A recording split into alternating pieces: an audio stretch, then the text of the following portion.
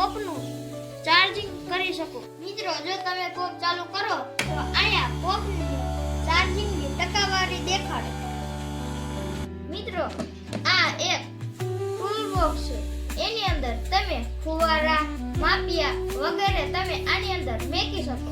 પોપની અંદર સરસ મજાના લાંબા પટ્ટા આપેલા છે અને તમને ખંભામાં દર્દ ન થાય એ માટે સોફ્ટ કૂણા પટ્ટા